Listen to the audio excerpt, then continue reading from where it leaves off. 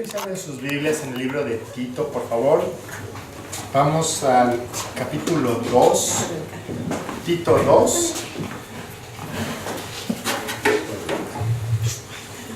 Hemos ido encontrando estos últimos domingos pasajes que nos llevan detrás del escenario de la Navidad.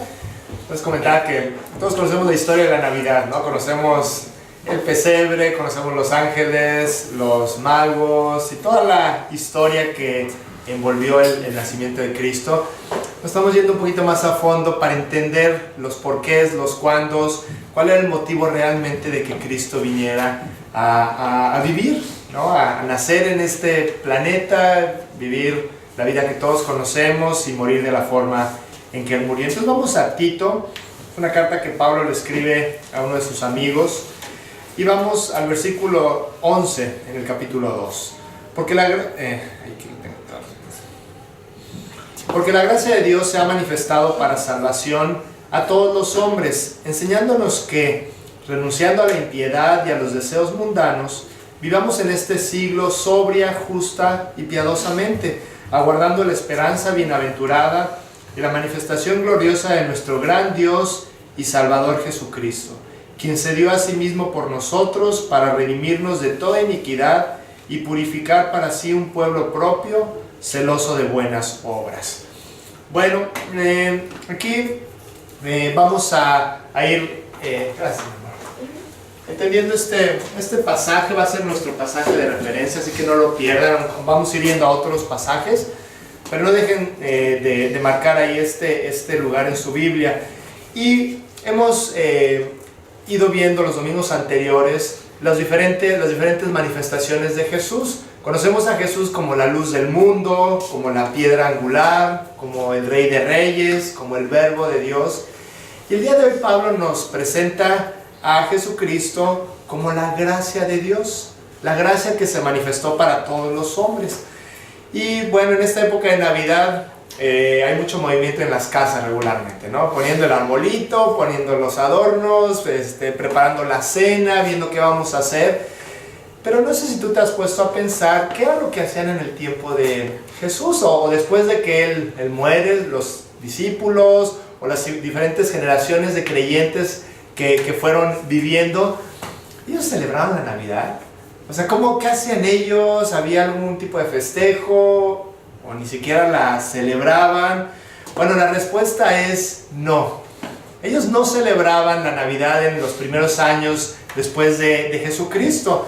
Si tú lees la Biblia, no hay en el libro de Hechos, o en los Evangelios, o en las cartas de Pablo, o las diferentes epístolas que hay, ningún lugar en donde podamos ver que de alguna manera se celebraba el nacimiento de Jesús. Definitivamente el registro de cómo nació Jesús y todo esto viene en los Evangelios, pero nunca se menciona si había una celebración posterior a la venida de Cristo a este mundo. ¿Por qué sería esto? ¿Acaso no les importaba festejar que había nacido el Mesías, el Salvador? ¿Que no tenían ningún cuidado de celebrar lo que Cristo había venido a hacer aquí? Bueno, en realidad lo que pasaba en ese entonces es que la gente veía la vida de Jesucristo como un todo. Nosotros regularmente vemos la vida de Jesús en segmentos, ¿no? Vemos su nacimiento, los 30 años de silencio en donde no se habla mucho de qué fue lo que hizo Jesús, después su predicación, la crucifixión, la resurrección, como que lo vemos así en segmentitos. Pero en realidad ellos lo veían como un todo. Aquí Pablo nos está diciendo, cuando Cristo se manifestó, no habla exactamente de su nacimiento, no habla tampoco de su muerte, habla de la vida de Jesús como un todo, como algo importante de principio a fin, no segmentada en partes. Pablo también le aclara a Timoteo este mismo concepto. En 2 de Timoteo 1, 9 y 10 dice: quien nos salvó, hablando de Jesucristo, y llamó con llamamiento santo, no conforme a nuestras obras, sino según el propósito suyo y la gracia que nos fue dada en Cristo Jesús antes de los tiempos de los siglos, pero que ahora ha sido manifestada por la aparición de nuestro Salvador Jesucristo, el cual quitó la muerte y sacó a luz la vida y la inmortalidad por el Evangelio. Aquí habla Pablo de su aparición. Ellos realmente no celebraban el nacimiento de Jesús, ellos celebraban la vida de Jesús. Todos los días ellos recordaban todo lo que Cristo había hecho, cómo había vivido su vida como un todo. Era impresionante que ellos realmente a Jesús lo veían de una manera espectacular en todos los sentidos, en todo lo que hacía. No necesitaban un día específico para celebrar la vida de Jesucristo. No, entonces cuando Pablo le escribe a Tito, usa la misma terminología, habla de la manifestación de Jesús. Y de hecho, en este capítulo que estamos estudiando, Pablo habla de dos manifestaciones. En primer lugar, en el versículo 11, dice: porque la gracia de Dios se ha manifestado para salvación a todos los hombres. Y en el versículo 13 dice: aguardando la esperanza bienaventurada y la manifestación gloriosa de nuestro gran Dios y Salvador Jesucristo. Hay dos manifestaciones de las cuales habla aquí Pablo. En primer lugar, habla de la primera manifestación como un hecho histórico. Cuando Cristo vino, habla de la vida de Jesucristo como tal, ya pasó. No, Pablo está hablando después de que Cristo ya vivió, ya murió, ya resucitó. Habla de esos aproximadamente 33 años que Cristo murió aquí, desde Belén hasta la ascensión de Cristo en el Monte de los Olivos, ¿no? O de otra forma para explicarlo, desde que se abrieron los cielos, cuando estaban los ángeles anunciando que Jesús iba a nacer, hasta cuando se volvieron a abrir los cielos, en donde los ángeles decían: Jesucristo, así como regresó al Padre, así va a venir un día de regreso. Está hablando la primera manifestación de la vida como tal de Jesucristo, Pablo, en este texto. La segunda manifestación es parte de la profecía, ¿no? Una buena parte de la Biblia habla de profecías, algunas profecías que ya se cumplieron, muchas profecías que todavía no se cumplen y que están en el futuro. Y dice Dios que un día Jesucristo va a volver a venir a reinar en este mundo. Y habla aquí Pablo de este evento como la esperanza bienaventurada. Tú y yo tenemos la esperanza de que un día Cristo va a regresar, de que un día nosotros vamos a estar en la eternidad con Él. Y dice la Biblia que todo lo va a hacer nuevo, que todo esto que nosotros vemos va a terminar y Dios va a hacer todas las cosas nuevas, como la vida de una persona, ¿no? Cuando Él llega a nuestras vidas, dice Dios que Él no quiere poner parches, no quiere hacernos menos malos o más buenos, como nosotros decimos, ¿no? No quiere remendar algunas cosas en tu vida, quiere hacer una vida nueva. En 2 Corintios Dios dice: de modo que si alguno está en Cristo, ¿qué dice? Nueva criatura es. Las cosas viejas pasaron, y aquí todas son hechas nuevas. Ese es el propósito de Dios en la vida de cada ser humano: llegar y hacerlo una nueva criatura, una nueva persona. Esa es la mayor esperanza que tú y yo podemos tener, que todo esto que nosotros vivimos en esta vida algún día se va a acabar y que vamos a vivir una vida perfecta al lado de Dios. No quiere decir que no disfrutemos nuestra vida. La verdad, la vida es preciosa en muchos aspectos y podemos disfrutar muchas cosas, pero la verdad es que también nuestra vida está marcada por dolor, por sufrimiento, por enfermedades, por cosas que nos lastiman y nos duelen. Y el tener la esperanza de que un día todo va a estar bien, que no va a haber dolor, no va a haber llanto, no va a haber enfermedad, no va a haber pérdidas. Dice Pablo aquí que es la mayor esperanza que nosotros como seres humanos podemos tener. Y bueno, aquí Pablo nos está hablando de algo que ya pasó y algo que viene en el futuro. Ya pasó la manifestación de la gracia, que fue Jesucristo cuando vino. Ya nos está hablando aquí de la manifestación bienaventurada, ¿no? Que es cuando Cristo va a regresar y estaremos eternamente con Él. Pero ¿qué hay en el ínter? ¿Qué hay en medio? Bueno, dice la Biblia que nosotros estamos en la época en la época de la gracia, o la dispensación, así le llama la Biblia, de la gracia, en donde Dios está tratando de alumbrar nuestras mentes. ¿Para qué? Para que nosotros podamos encontrarnos con Dios y podamos empezar a tener una relación personal con Él. Realmente nosotros tenemos una oportunidad maravillosa en esta vida de conocer a Dios. Yo antes de conocer al Señor, yo pensaba que me iba a topar con Dios aquel día, ¿no? el día que yo dejara de existir, el día que yo me muriera, yo decía, híjole, pues, quién sabe qué va a pasar, a lo mejor lo que yo creo es cierto, a lo mejor no es cierto, yo no sé, ¿no? Pero ese día me voy a enterar y ese día me voy a topar con Dios. Yo sí creía en Dios, pero yo no lo conocía.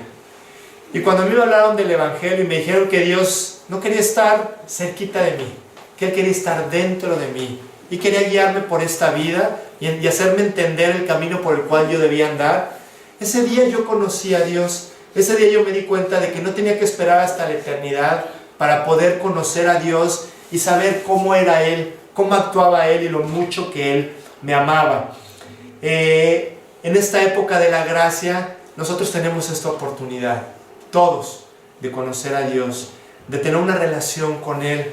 Y como toda relación, esta relación con Dios se tiene que desarrollar, tiene que haber comunicación, tiene que haber entrega. Si una relación no se desarrolla, se va a estancar, ¿no? Como cualquier relación entre personas, de igual manera nuestra relación con Dios.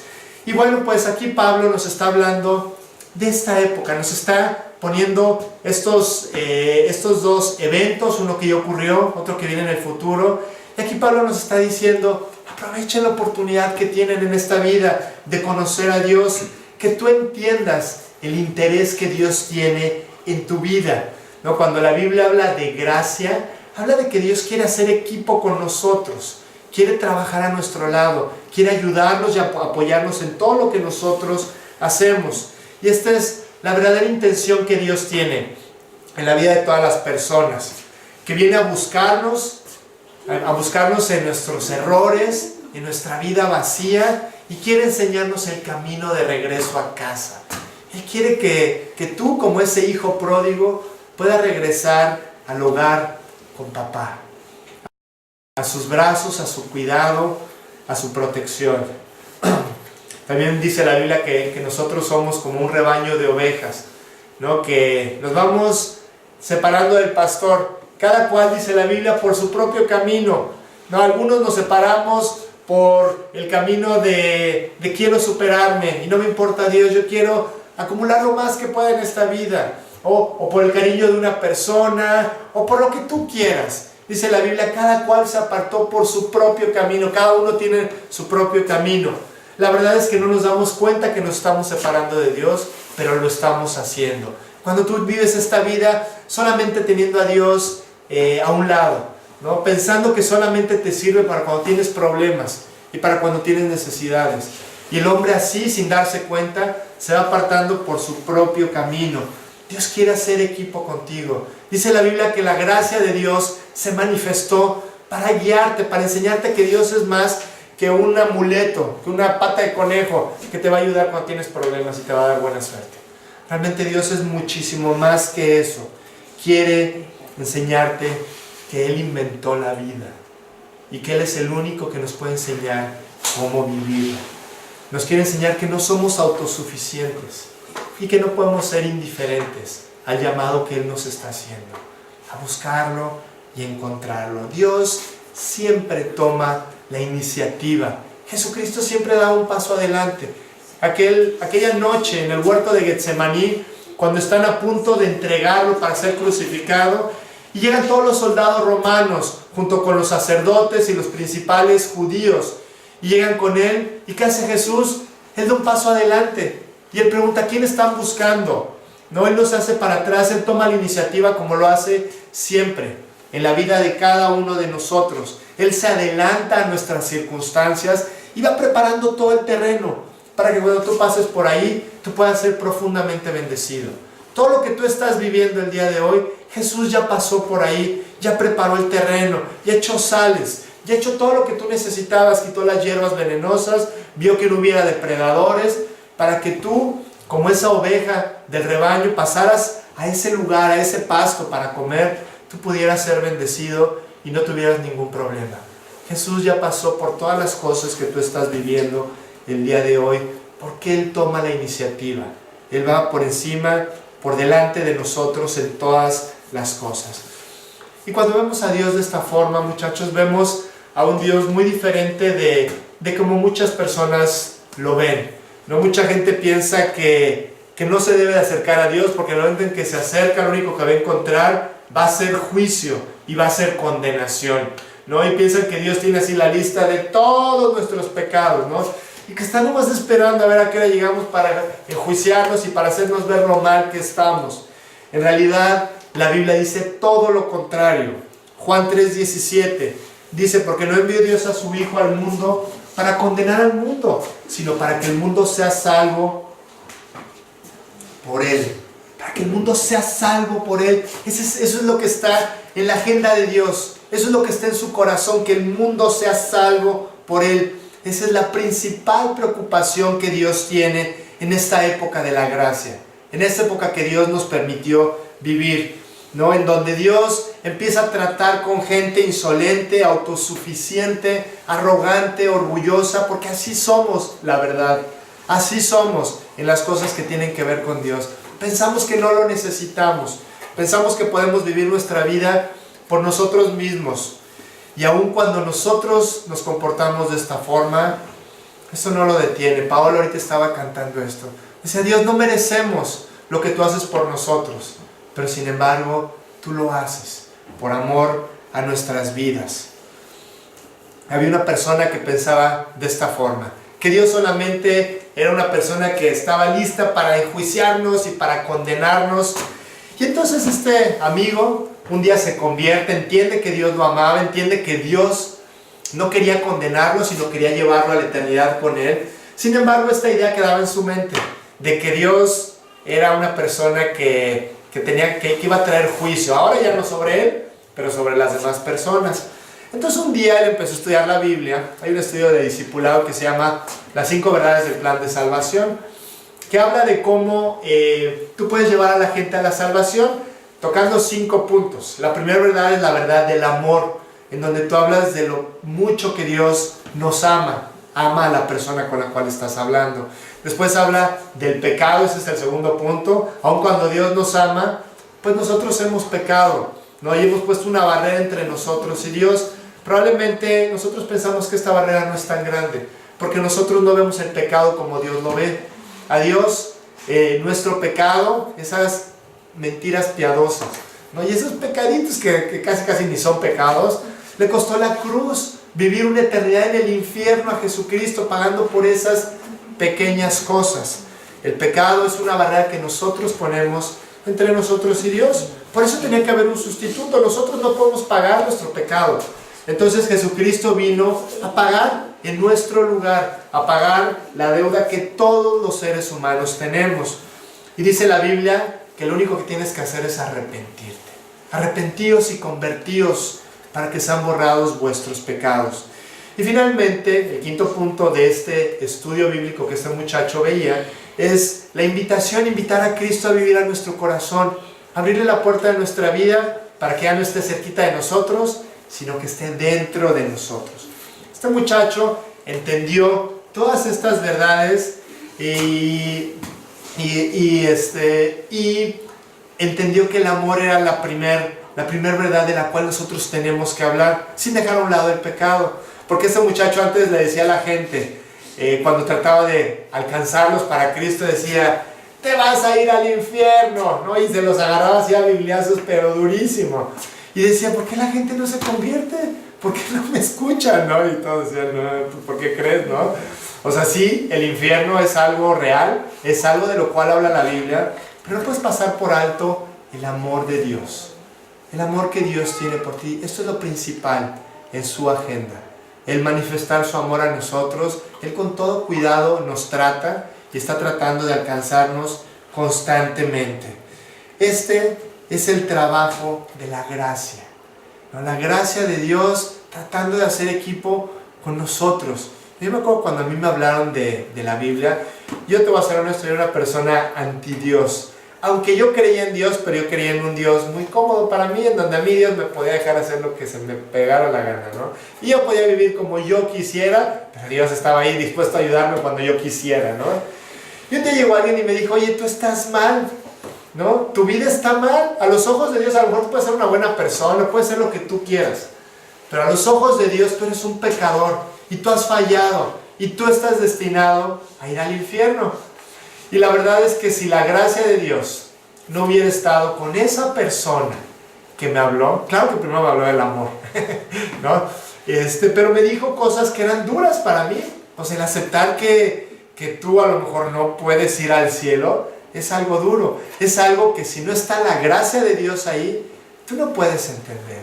La gracia de Dios le ayuda a la persona que habla para hacernos ver en nuestra conciencia que tiene razón la otra persona.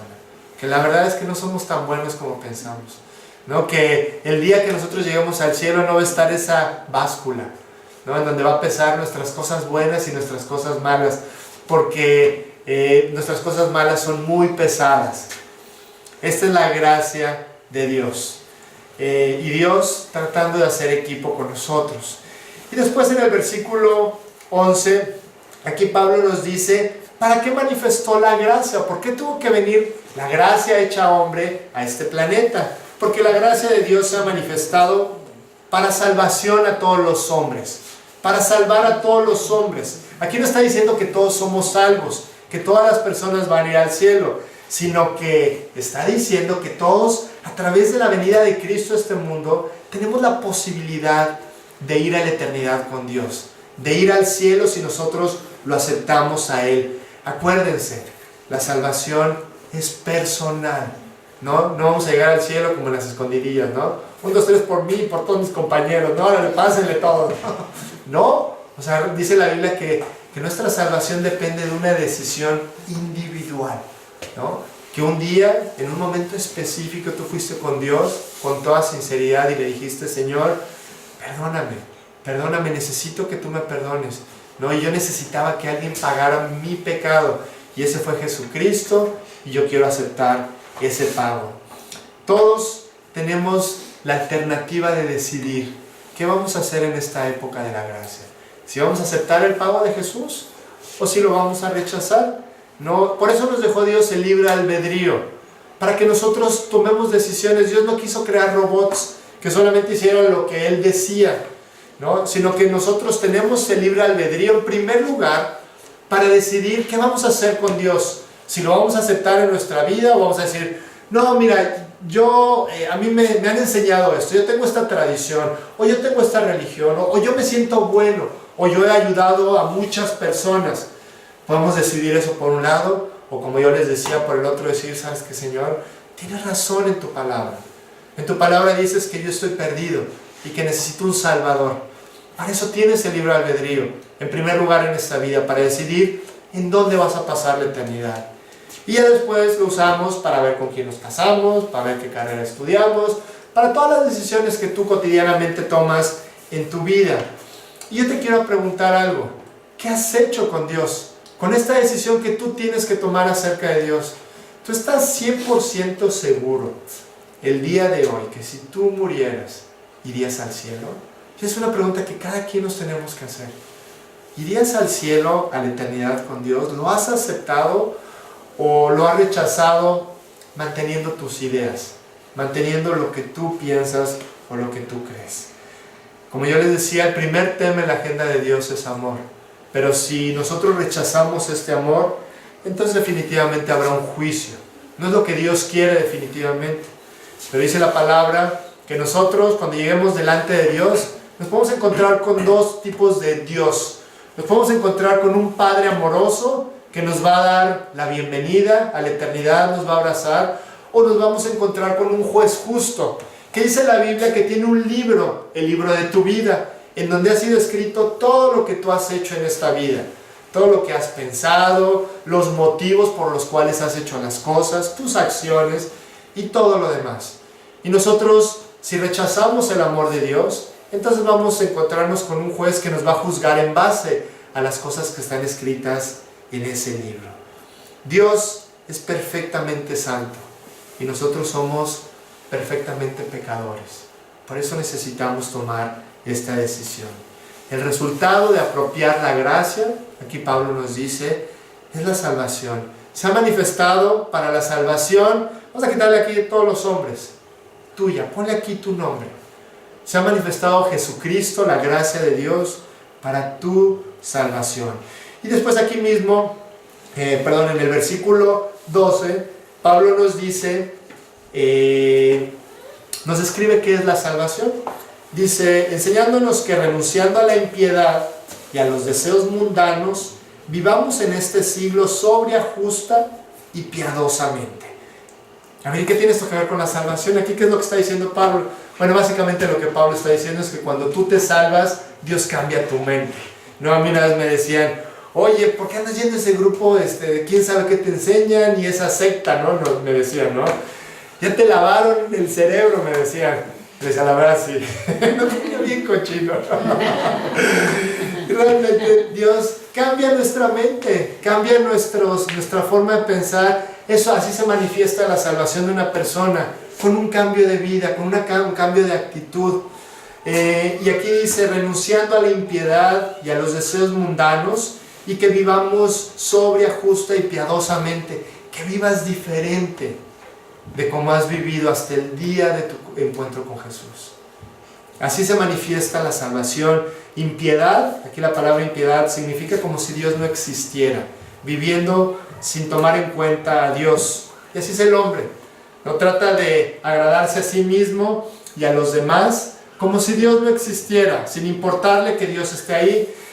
El hombre es esclavo a muchas cosas, ¿no? Y constantemente pensamos que el hombre, cuando tiene una cierta esclavitud, pues pensamos en drogas, pensamos en alcohol, pensamos en todas estas cosas que regularmente nos atan en la vida, pero hay una esclavitud de la cual casi no se habla, que es una esclavitud terrible, que es la esclavitud a la opinión de las demás personas. Y es una esclavitud muy común en este mundo. Tú haces las cosas, o sea, la gente, yo de veras veo muchas veces que va de, no sé, a viajes y no puede quedarse así callado con que ya lo disfruté y yo, todo el mundo se tiene que enterar, ¿no? A dónde fui, lo que hice y todo esto, ¿no?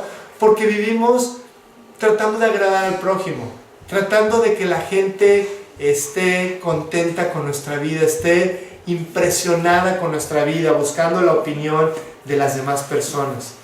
Cuando tú invitas a Cristo, Dios cambia tus valores, ¿no? Y digo, no, por favor, no me malentiendan, no se vale poner en Facebook fotos de que fuimos a Frankenmuth, ¿no? No se preocupen, ¿no? No, pero en realidad sí vivimos, o sea, vivimos tratando de agradar a las demás personas.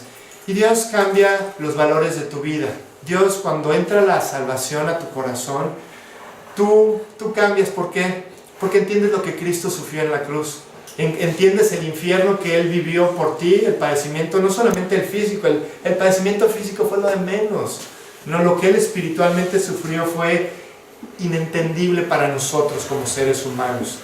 Y entonces tú empiezas a entender muchas cosas, que Cristo en la cruz, por ejemplo, Él te tenía en la mente. Hubo un momento en la cruz en donde solamente tú estabas en la mente de Jesús, en donde solamente Él estaba pagando por ti, por tu deuda y por las cosas que tú debías. Tanto le importas a Dios. Y cuando empiezas a entender estas cosas, dices, tengo que cambiar mis valores, no puedo estar viviendo para agradar a todas las demás personas. Empiezas a tratar de agradarlo a Él, que tu vida sea un testimonio para Él, que tu vida la vivas tratando de darle la honra y la gloria solamente a Él, y que Él se convierta en el eje de tu vida. ¿No? Un creyente saludable, ¿sabes quién es? Es aquella persona que lo que más le importa es ponerle una sonrisa a Dios. Está tratando de agradarlo y de vivir para que Dios esté satisfecho con su vida. Es aquella persona que está trabajando constantemente para parecerse cada vez más a Jesús, ¿no? Entonces, lo que le dé el sentido a mi vida no tiene que ser lo que la gente opina de mí, sino lo que Dios opina de mí. Yo tengo que preguntarme constantemente, ¿estará satisfecho Dios con mi vida? ¿Cómo la estoy viviendo? ¿Cómo estoy actuando?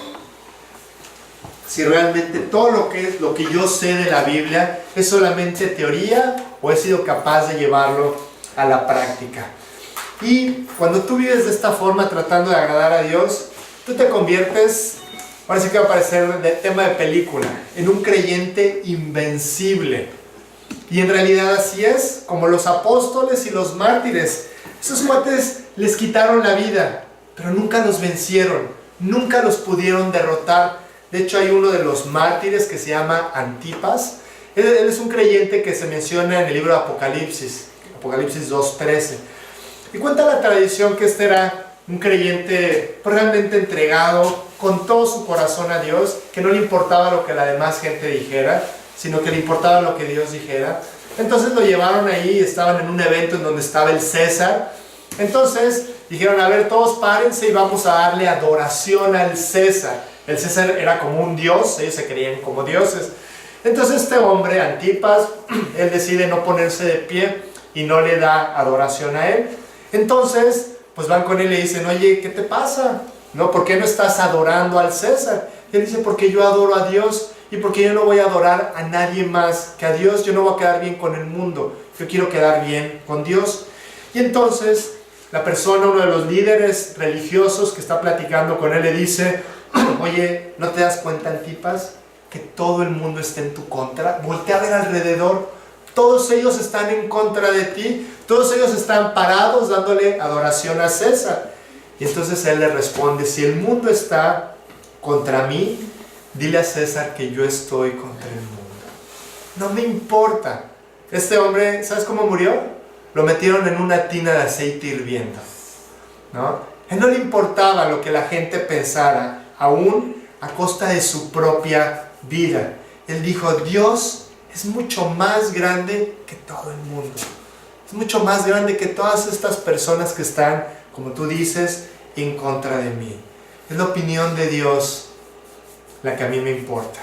¿Y sabes algo? Tú no le vas a dar cuentas de tu vida a tus amigos, a tus conocidos, a la sociedad, a tu familia, a todas aquellas personas con las que tratamos de quedar bien. Le vamos a dar cuentas a Dios, ¿no? Es impresionante cuántos chavos ceden a la presión de hacer cosas terribles en esta vida solamente para agradar a sus cuates, a sus amigos. No lo hagas tú, no lo hagamos nosotros, no solamente los jóvenes, también nosotros. No hagamos cosas para agradar a las demás personas. Dios te llama a que renuncies a esto. Veamos en el versículo 12, a la impiedad y a los deseos mundanos. Cuando tú te conviertes, esto es algo que naturalmente empiezas a hacer, ¿no? Yo les he platicado en muchas ocasiones que la Biblia no es una serie de reglas de que no puedes hacer esto y no puedes hacer el otro y no puedes ir acá no, eso no es la Biblia. La Biblia es entregar tu vida al Señor y que Él vaya produciendo todo esto en ti. El resultado de una correcta relación con Dios es que tu vida va a estar alejada de estas cosas, de la impiedad y de los deseos mundanos. Y aquí Pablo le dice a Tito, a ver Tito, primero tienes que, cuando la salvación entra a una persona, entonces se manifiesta en primer lugar no haciendo ciertas cosas y por otro lado haciendo otras cosas, sí haciendo cosas. ¿Qué tienes que hacer, Tito? Tienes que vivir sobria, justa y piadosamente. ¿No? El creyente no está llamado solamente a no pecar, está llamando a hacer lo correcto, a vivir bien, no solamente a no ser negativo, a no tomar las cosas negativas, sino a tomar las cosas positivas y vivir de una manera adecuada.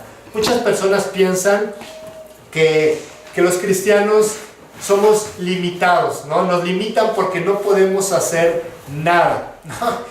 Y la verdad es que eso no es cierto, ¿no? Realmente Dios nos lleva a dejar de hacer cosas por nuestro propio bienestar, ¿no? Yo te voy a decir algo, yo pensaba que me divertía cuando no vivía para Dios y que todas las cosas que hacía, muchas cosas equivocadas, la verdad, yo pensaba que me divertía. En el momento en que conocí a Dios y Dios me permitió vivir de una manera diferente, créeme que la satisfacción, la alegría que yo tengo el día de hoy no tiene nada que ver con esa alegría que yo tenía cuando me divertía de aquellas formas.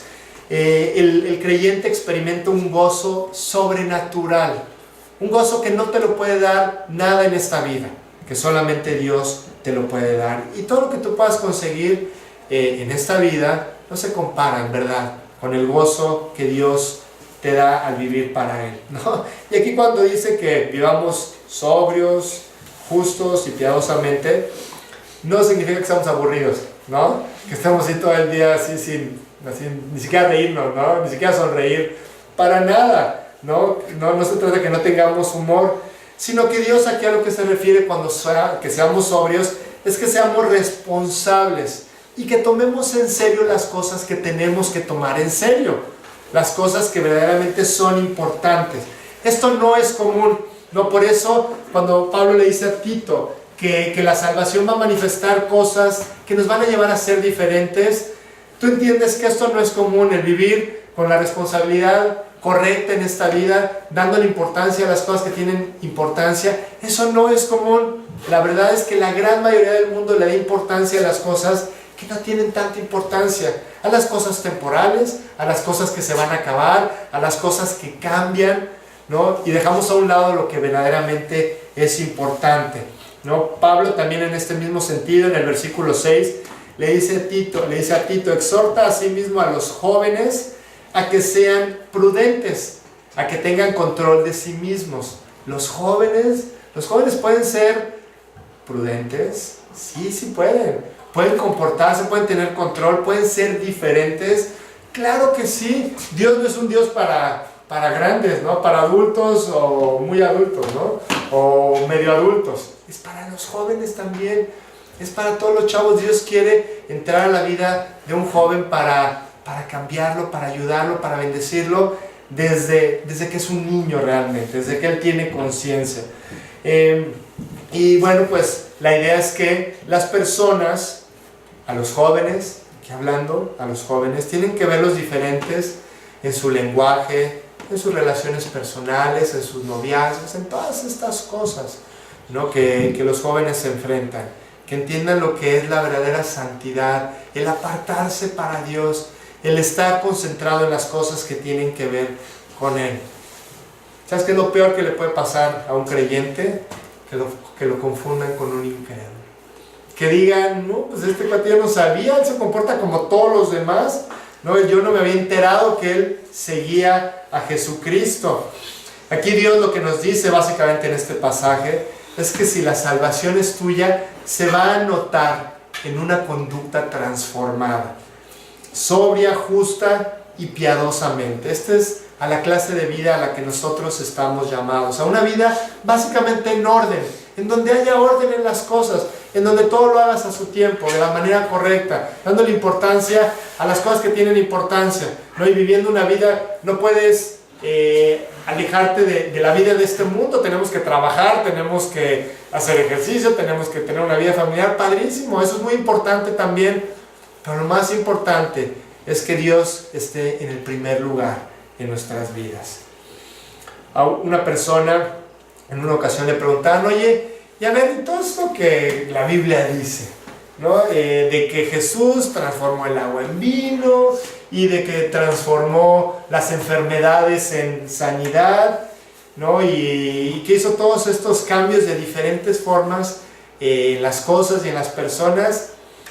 ¿Tú cómo sabes que es cierto? ¿Cómo me lo puedes comprobar que es cierto? Y esta persona dijo, mira, la verdad es que yo no estuve ahí, ¿no? Yo no vi a Jesús hacer estas cosas, no hay videos, no hay fotos, no hay nada que nos enseñe que Jesucristo hizo todo esto. Pero yo te puedo asegurar que Cristo lo hizo. Y el otro cuate le dice, ¿y cómo? O sea, ¿cómo si no estuviste ahí? Y dice, porque Él cambió mi vida. Porque la Biblia dice que Dios, cuando entra a los corazones, los cambia. Y dice muchas otras cosas. Dios cambió mi vida, entonces yo creo todo lo demás. Todo lo que la Biblia dice, yo lo creo. En la Biblia creemos por fe, porque por fe andamos, no por vista. Nunca vamos a ver a Dios, nunca vamos a escuchar la voz de Dios. No hay una forma científica de comprobar viendo o escuchando o sintiendo a Jesucristo.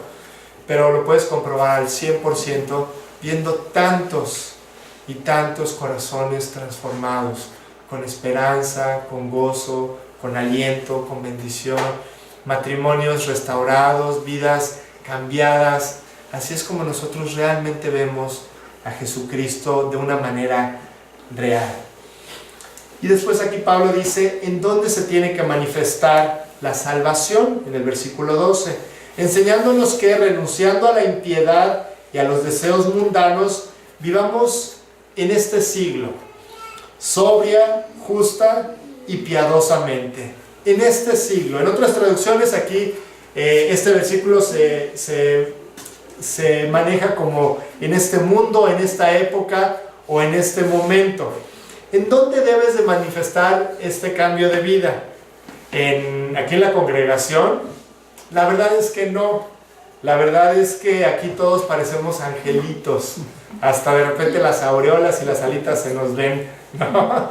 Realmente Dios no quiere que nosotros vivamos solamente en la congregación los domingos de una manera correcta, sino que nosotros salgamos, pásale, Pau, que nosotros salgamos de aquí a vivir esa vida sobrenatural que Dios quiere producir en nosotros. Allá afuera es donde se juega la verdadera vida, en tu casa, en la escuela, en el trabajo, ¿no? En los lugares cotidianos en donde nosotros vivimos. Ahí es donde la gente ve si nuestra fe es realidad o si nuestra fe es ficción, si son puras palabras o si verdaderamente están sustentadas con hechos.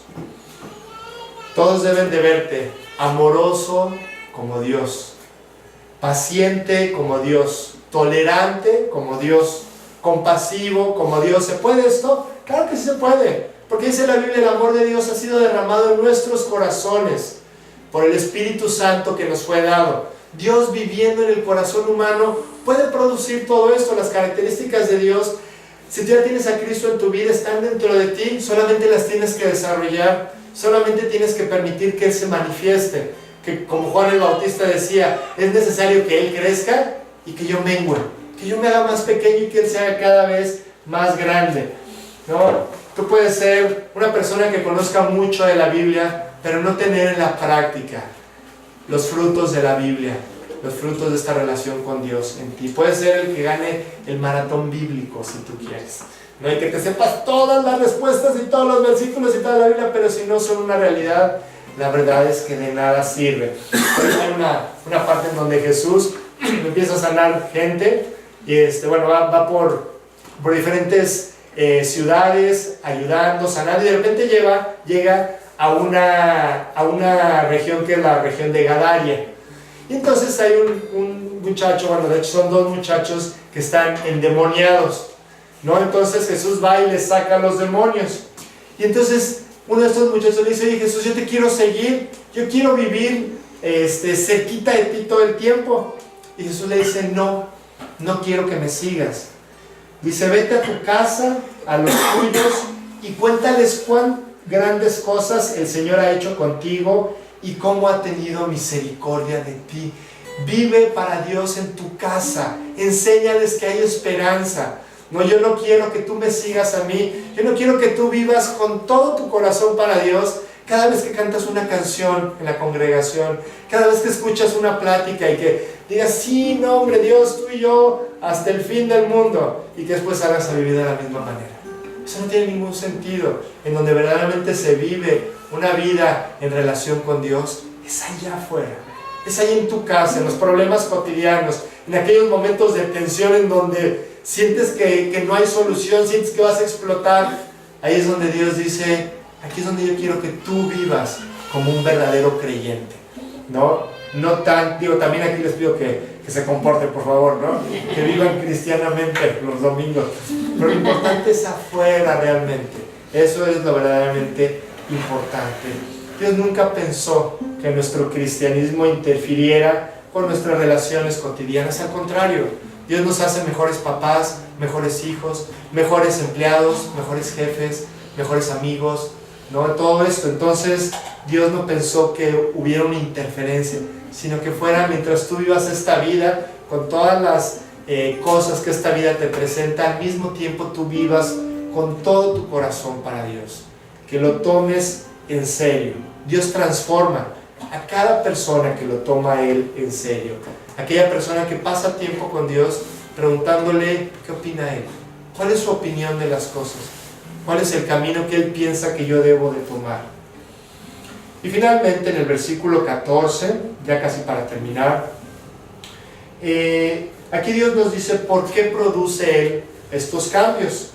Dice: quien se dio a sí mismo, Jesús, por nosotros, para redimirnos de toda iniquidad y purificar para sí un pueblo celoso de buenas obras. ¿No? Jesucristo se dio a sí mismo para hacernos un pueblo de su pertenencia, para que cuando la gente te vea diga, este sí es de Dios, este sí es de Dios, este no es un de cierto grupo o de cierta religión, este sí es de Dios, se parece a su papá, este realmente sí vive de una manera especial. Y bueno, aquel Dios, estamos a punto de celebrar, a una semana, qué rápido va, de celebrar la Navidad, y aquella persona, Jesucristo, que tomó un cuerpo en Belén, es el que anhela vivir dentro de nuestros corazones. Cuando Cristo nació, conocemos la historia, Él no nació en un palacio, Él no nació en un lugar ni siquiera decente, Él nació en un lugar sucio. En las películas y en las caricaturas con nuestros hijos, vemos así el establo así bien bonito, la paja casi esterilizada para que naciera Jesús, ¿no? Y en realidad era un lugar muy sucio, donde los animales hacían sus necesidades ahí, olía feo, era un lugar muy sucio. Y esto representa que Cristo nació en este establo porque Él quiere nacer en nuestro corazón, y la verdad es que nuestro corazón está en la misma forma que aquel establo. Es un lugar sucio, en donde Dios tiene que entrar y tiene que limpiarlo, tiene que cambiarlo, tiene que arreglarlo. Esa es la idea de invitar a Cristo a nuestras vidas. En primer lugar, que Él nos arregle en esta vida, que le dé el verdadero sentido a nuestra vida. Y en segundo lugar, que nos lleve una eternidad con Él. Dios quiere ser la gran diferencia en tu vida. Viene la época en donde hacemos todos los propósitos de año nuevo. Y ahora sí, este año, ¿no? Voy a hacer esto y voy a hacer el otro. Yo te voy a decir la verdad. El que hace una verdadera diferencia en tu vida solamente es Dios. No son ni tus buenos deseos, ni tus buenos propósitos. No quiere decir que no los tengamos. Pero si realmente tú quieres cambiar, encomídale todas esas cosas a Dios. Pídele que Él te ayude. Con su mano tú no vas a tener ningún problema en ir arreglando todas esas cosas que quieres que cambien. Esta es la única respuesta. Un Salvador vivo en nuestro corazón. No practicamos una religión muerta, en donde solamente leemos y nos llenamos de conocimiento. Lo que tratamos de expresar cada domingo aquí es que Cristo está vivo. Él, después de que resucitó, Él ya no murió, Él está vivo. Y Él quiere realmente ser la respuesta en nuestro corazón, en nuestro interior. Y me gustaría terminar nuestra reunión pidiéndote que consideres algo. Probablemente ya empezaron a ver lo de los regalos. Bueno, más nos vale no considerar ahorita nada, ¿no? Hemos a lo mejor empezado a ver que los regalos, que le va a regalar a fulanito y que va a pedir no sé qué, etcétera, ¿no? Yo te quiero pedir que consideres dar 2 regalos más en esta Navidad. En primer lugar, que le des a tu familia el mejor regalo del mundo. Una vida diferente de la que has tenido hasta el día de hoy. Yo no sé cómo esté la vida de todos, ¿no? Yo me tengo que preocupar por mi vida y cada uno tenemos que preocuparnos por nuestra vida. A lo mejor tu vida está bien, a lo mejor no está tan bien. Pero dale el mejor regalo a tu familia con una vida que sea diferente a la que has tenido al día de hoy.